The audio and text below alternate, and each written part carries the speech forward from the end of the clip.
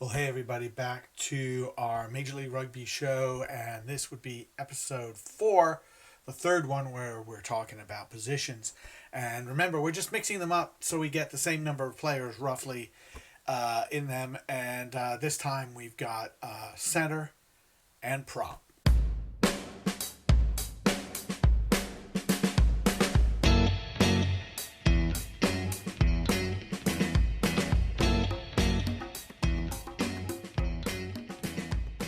Well, as we've been talking about, there's been a bit of a change in the number of players that have been available or made themselves available for the draft, and also just sort of the mix. It's really interesting to look also at the colleges that are providing these teams. It's not like these players, excuse me. It's not like we're seeing, say, the top 8 or 9 D1A teams and the top 4 or 5 NCR D1 teams just like 14 or so teams in that group dominate. We're not seeing that. We are seeing that a little bit more on the Canadian side, where UVic, UBC, Bishops are much more likely to be represented, but not overwhelmingly so. And you look at the group now. We're looking at center. Lindenwood, sure, okay. We've got a player from there. We've got UVM, University of Vermont, Southern Nazarene, UVic, okay, yeah, right. Sacramento State, Brown, Tennessee. So it's basically a real variety. We're seeing a real strong variety in prop, and I think there it's definitely a situation where you have players who feel they have the size and the power and the ability, regardless of the kind of competition they're encountering, whether it's in small college or D2, whatever, they feel like they have a shot, maybe because of some physical attributes. And as I've always said, you need a whole lot of desire. All right, so let's look at center. And first name that pops up, Junior Goff from Brown. Really terrific player, great athlete, captain upcoming of the football team, as I understand. He's just finishing up his final semester at Brown with the football team. That was, anyway, as far as I know. But he's very talented, powerful runner with the ball, big hitter, just all of the things you kind of want in a professional center who can work his way through traffic. So I think he has a lot of upside. The next player I'm going to look at is Reese Smith, who came through Iowa Central Community College before going to Lindenwood, was a fly half, then plays center. He's kind of like a second 5/8 if you want to look at the sort of the more old-fashioned New Zealand way of talking about the positions. The idea being that he's sort of another decision maker, another first receiver, another guy who can kick, pass, distribute, understand space, things like that. He's a great addition on that. So it depends on your game plan for your professional team, is whether you want that kind of player. I mean, he would be a great addition. We already talked a little bit about Josh Shetler, who from University of Tennessee, because he lists himself as fullback. He's also a center. I think, as we said, his versatility could well get him a look from a team. Gabriel Casey from University of Victoria. Boy, this guy, he's got some size on him. I think he's about 6'3". Powerful guy, big beard. I don't know if he's going to shave off his beard, but he's very elusive as well. And just, I don't know, there's an awful lot to like about Casey, the way he plays, and some of the things he brings to the table. Clayton Means, Lindenwood, smart, very capable center. I don't think we've seen him break out as a star at Lindenwood. That's okay. We're not going to worry too much about that.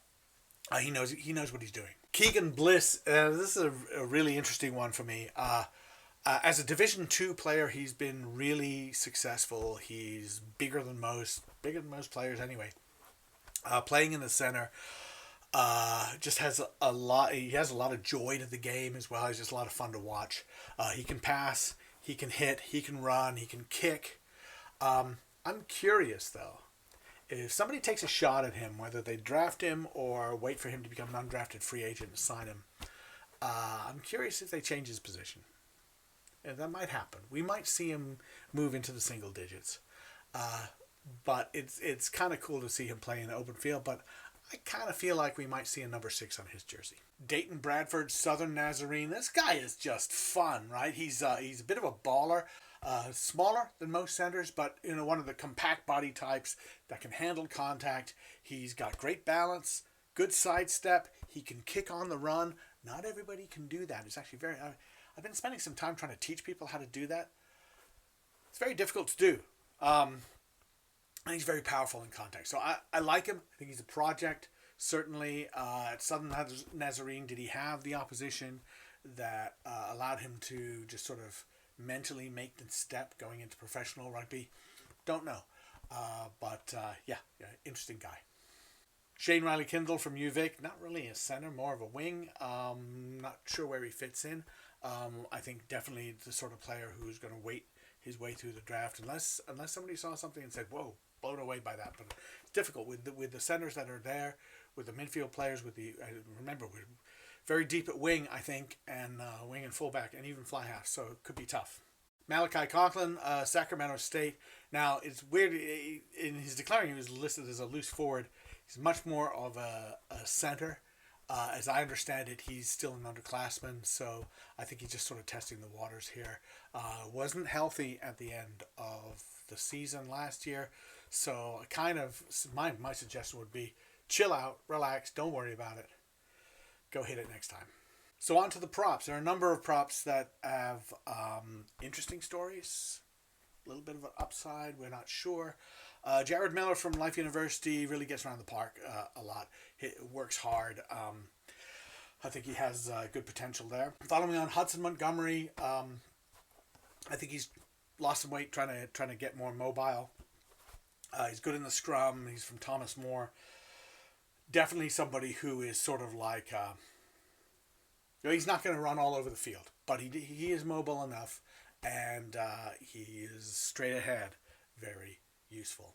Connor Holman from St. Joe's. One of the things we're going to see the trend through these props is most of them are leaders on their teams, and also one of the best players on their teams. Holman at St. Joe's, definitely that. I think he was a star for them, really.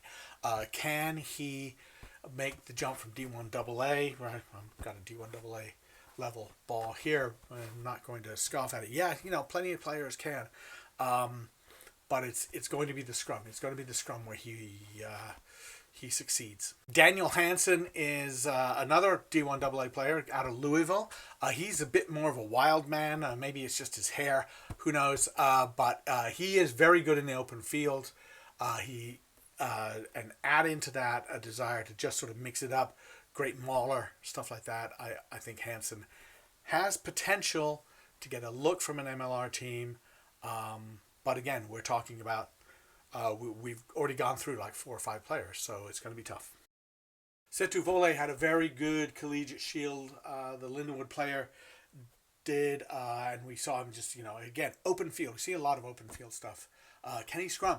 Juan Penn from St. Bonaventure. Massive. Now we've got some size. This is a big man, both in terms of height and in terms of power and weight, frankly. I think he could be someone who look and said, all right, this is something we can work with. So I think he's got some potential that he might get picked up in the first 3 rounds. Raheem Rador from AIC, 6'1", 250, kind of a classic size for that. He's the forwards captain for AIC, shows some leadership, shows some intelligence with his play, can play in the open field. Is another guy who just, look, really there's a lot of mix. I've gone through, 1, 2, 3, 4, 5, 6, 7. This is our 7th guy in the props, and I feel like I couldn't tell you really what order they could be drafted in. It sort of depends on need, and also what a MLR coach and general manager likes to see. But he could go. Chris Ferrigno from University of Rhode Island. Not sure he's related to the Hulk. He looks kind of like him. Big, powerful, very powerful. But the jump to professional, very difficult. So he has to show that he's able to do that. I think he can. I think we're seeing sort of, these are the guys with the desire label, the desire box checked. Hayden Riggins, University of Oklahoma, really interesting guy. He's a flight instructor. He's been in the Dallas Jackals Academy system. So I think this would be a classic example of what I've been talking about somebody who says, all right, look, I'm going to move to Dallas and I'm going to set myself up working there in what I want to work in, which clearly he wants to work in aviation. Great, do that. And then look around and worry about the rugby side of it. Okay? Get the rest of your life squared away, which I think you will, and then worry about rugby. Ivan Delgado, Western Michigan, he went through the process last year, sort of tested it out. I'm a huge Ivan Delgado fan. I think he's a terrific player. A little bit small for prop. I'd like to see him at hooker, personally. He's mobile. He has skills. He has leadership qualities. He has experience. Prop, who knows, right? I've been proven wrong before. I definitely draftable, but good, active, athletic player with leadership qualities, so you could do worse. Joseph Hawthorne for St. Bonaventure, listed as a prop, but listed with his team as more of a hooker flanker. He's really the size of a hooker flanker. Maybe I should have mentioned him in the hooker list. So, I don't know. I mean, that's the communication thing, and I think that if you're going to try to get drafted, your communication piece has to be really, really strong. You're like, I'm not sure if I want to tout myself. It's not about touting yourself. It's about just being accurate and saying, hey, I play this position. This is what I do. You got to be clear about that. Ethan Goslaw, Catholic University. We've been talking about the jump up from one level to another. Small college. He's the club president. He's a leader. He's smart. He's very clear about that. But it's really tough to play prop as a professional, having played against mostly recreational players. Georgi Bakuku, sorry if I butchered that name. I'm usually pretty good with names, but Hofstra front rower. There's a little bit of... in fact, I'm going to come right back to you. Connor Williams, University of Ottawa, is an underclassman. I'm not too sure that he's going to be available all the way through. He's just sort of testing it out. That's your last guy. Back to Bakuku. Here's my problem. There weren't as many highlight videos this year. And that was, so you're not seeing video on these shows that I showed. Last year I showed a lot of video. I'm not showing any now, partly because it takes way too much time, and the quality, whatever. Bakuku's highlight video is almost all of him running with the ball. And don't want to single you out. It's an example for a lot of players there, especially Type 5. General managers don't care. Maybe they want to see you do a couple of runs. They want to see you hit the line. What if you hit somebody at the gain line and drive them through? Yeah, they'd love to see that. They want to see you bash into two guys and push one off and go through. Great, but don't worry about the rest of it. What do they want to see you do? They want to see you defend. They want to see you maul. They want to see you scrum. They want to see you lift in the line out. They want to see you defend in the maul. And they want to see you defend around the fringes. It's simple. That's what they want to see. That's what a prop does. The whole thing where you broke through a big fat hole that was there because the opposition defense was terrible, and then you just dished off to some guy. How often is it going to... It's going to happen occasionally. It will happen occasionally. There'll be some glory moment if you play for an MLR team where that's going to happen. Okay, great. But that's not going to be your bread and butter. That's not going to get you drafted or picked or noticed or signed. Anyway, that's what I've got. I just wanted a quick note because I was fiddling around with the rugby balls. I found something behind, and here we go. I found the University of Utah one, so sorry, Utes. I had this all along, and I didn't have it up until today. But anyway, I got a new shirt, so thanks for that. Thanks for everybody else who's been sending them. Thanks to everybody else who supports Goff Rugby Report and the work that we do. Much appreciated. Thanks to our sponsors as well. We will see you next time.